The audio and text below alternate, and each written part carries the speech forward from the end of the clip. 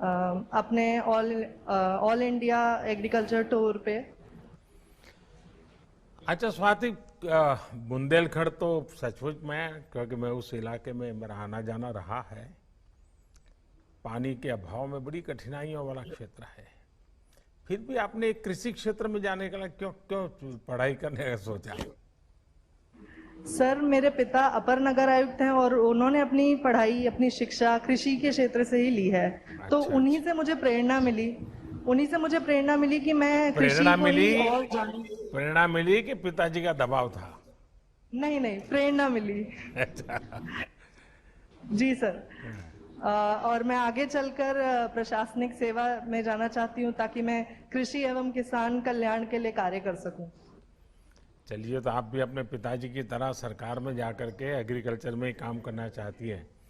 देखिए, जहाँ पानी कम होता है वहाँ micro irrigation, drip irrigation, sprinkler, क्या हम किसानों को इस विषय में जागरूक कर सकते हैं क्या? किसान इन चीज़ों को स्वीकार कर सकते हैं क्या? आप तो खुद किसान परिवार से हैं, पिताजी किसानी में पड़े हुए हैं, बुंदेलखंड में पानी की चिंता को आप वाकिफ हैं। क्या लगता है, लोगों का मन बन रहा है?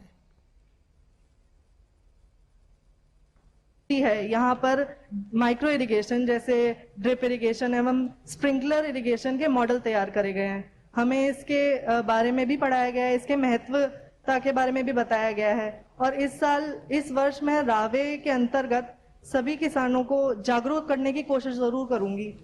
आप किसानों को कैसे समझाते हो कि ये फ्लड इरिगेशन, ये पानी, किसान का स्वभाव है खेत पानी से लबालब भरा हुआ हो, सारी फसल पानी में डूबी हुई, तब उसको लगता है कि हाँ अब कुछ पानी है। उसमें से उसको ड्रिप इरिगेशन में लेकर जाना, जहाँ ऊपर तो सूखा दिखता हो, नीचे से गीला होता हो और फिर फसल होती हो, उसकी इस मानसिकता को कैसे बदल सकते हैं? सर, जब वो खुद हमारी यूनिवर्सिटी में ट्रेनिंग अटेंड करते हैं और जब वो खुद डेमोन्स्ट्रेशन प्लॉट्स में देखते हैं कि किस तरह से इतने कम पानी में भी कितनी अच्छी लागत मिल रही है, तो तब वो ये बात को समझ पाते हैं अच्छे से। देखिए, आज इस कार्यक्रम में मुझे बताया गया कि करीब 50-55 हजार लोग रजिस्ट्री करा करके ऑनलाइन है। इतनी सारे लोग हैं, तो मैं अपनी बात करने का तरीका बताता हूँ। मैं जब गुजरात में था, वहाँ भी पानी का बहुत कष्ट रहता है, तो मैं लोगों को समझाता था कि ड्रिप इरिगेशन कैसे। तो मैं कहता कि मान लीजिए घर में छोटा बालक है और न वेट बढ़ रहा है, न वो खिल उठता है, बड़ा मुरझाया हुआ दुबला पतला है, और हर माँ बाप चाहता है कि बेटा स्वस्थ हो, दौड़ता हो, हंसता खेलता हो, ऐसा बच्चा हो, और माँ बाप चाहेंगे। लेकिन अगर कोई माँ बाप डेली बाल्टी भर दूध ला करके उसमें बादाम, पिस्ता, केसर सब चीजें डाल करके उस दूध से उसको नहला दे, तो उसका स्वास्थ्य ठीक होगा क्या? वो तंदुरुस्त होगा क्या? होगा क्या स्वाति? नो सर, नहीं होगा।